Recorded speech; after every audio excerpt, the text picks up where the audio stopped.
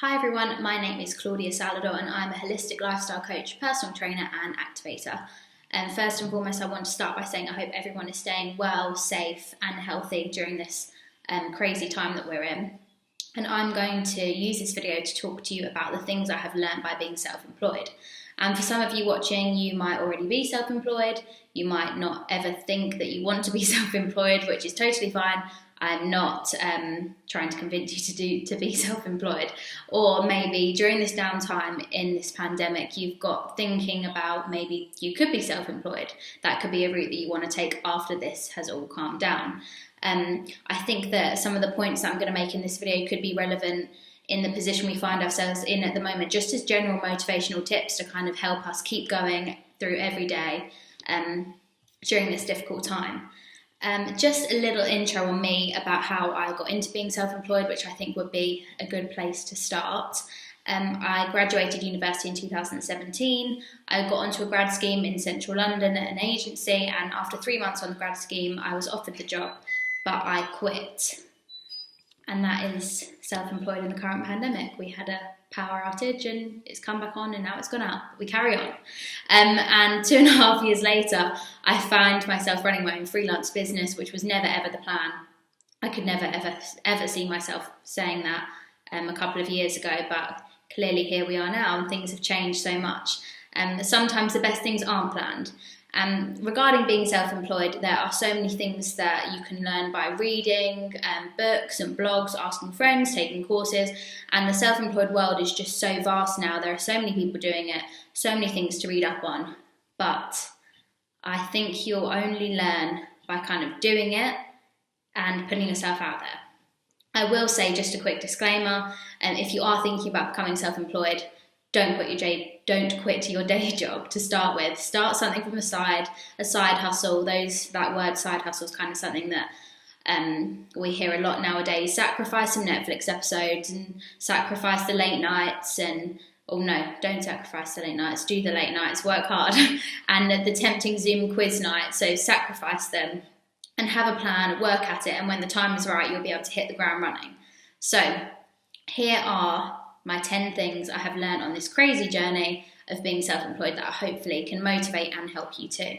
So the first one, number one, organisation is key.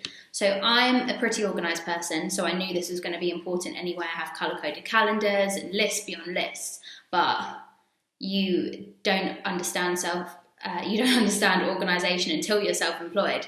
And routine is all part of that organisation, which I think everyone's kind of learning at the moment. Routine is critical. Otherwise, you'll kind of end up in a little cycle of being so unproductive, which isn't helpful when the business really relies on you. And additionally, there are so many apps and tools out there that you can use to keep track of everything. So really, there aren't any excuses. Number two, put yourself out there. And as scary and intimidating as that sounds, I even find this one hard. The fact that I'm recording this now and I'm going to be on a page with so many great legends in the industry is so scary, but it's so important. Get yourself noticed, create a digital footprint for yourself, get talking, meet people, go to events, sign up to free webinars, pay for webinars. You're representing yourself, and that's the scariest thing. And you aren't the small face of someone else's brand anymore. You're representing you, which is even harder.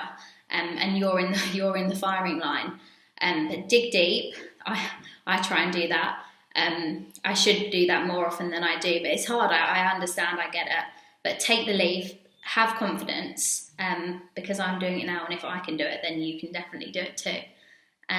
So number three. Surround yourself with the right people and people in general. So I know this is really hard right now in the middle of isolation. I know some of you might be by yourself at home. And my point is that just surrounding yourself with people in general, or people that get it, is important. Some people get it, the self-employed life, some people don't. And that's fine if you do or if you don't. But choose the people you surround yourself with wisely. Go for the people that get it. They'll understand you, they will have been on that journey potentially, they'll have empathy, and they'll be with you to support you on the down days, and there will be quite a few of those, just a heads up, it's not all plain sailing. Even now in isolation, make plans, virtual coffees, freelance webinars, co-working spaces when this is all over, coffee shops. Don't stay inside. I know it's tempting being self-employed. You don't feel like you have many places to go, but get out there and don't be lonely about it. Being in isolation is lonely, and go and find yourself some company. There are so many ways to do it, especially in isolation. So just surround yourself with people. It can be quite demotivating when you're by yourself, and I've been there. Number 4, this one I love. Make self-care a priority. So bizarrely enough, I think isolation has definitely helped with this one. We have more time on our hands, more time to meditate, journal, run, exercise, whatever your idea of self-care is, we've got more time to do it. And running a business by yourself is hard. There's so much to do, there's not enough time, and it's natural to feel guilty for even thinking about yourself when you've got so many other things to think about. But I urge you to think about yourself. It will feel like you're wasting money, it will feel like you're wasting your effort, it will feel like you're wasting time, but you will feel rested, calm, and you'll be able to approach your work with passion and conviction afterwards. And if you go down with anything, the flu, coronavirus, a broken leg, anything, who else is going to run the business? Because you're not going to be able to do that when you are not feeling very well. And looking after yourself mentally and physically is so, so important. Number 5, procrastination is your number 1 enemy.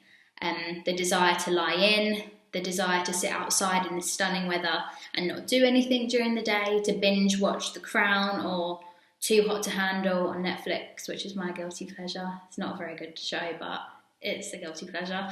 It can be tempting, but it can also be incredibly draining and tiring to pick yourself up out of that little hole that you get yourself in once you start to procrastinate. It's kind of like a downward spiral of procrastination. Number 6, don't wait for perfection. As a perfectionist myself, this is one that I really, really struggle with. Not just during my self-employed journey, but my whole life. And I've only just learned that if we wait for perfection, we'll be waiting for a very, very, very long time, i.e. forever. Perfection never happens, so stop waiting. And if you think something, do yourself and do everyone else a favour and just take action. Number 7, growth is not linear. So believe it or not, we don't just grow in an upwards line like a graph, as so. Sometimes things don't go the way you plan, they change, they evolve, they change direction, and it will end up in a jumbled mess, i.e. a graph like this. And the sooner you accept that, the better. So don't sweat the small stuff. It's just a small detour and you'll be back on the right path again. And sometimes, dare I say, the detour is the most exciting part.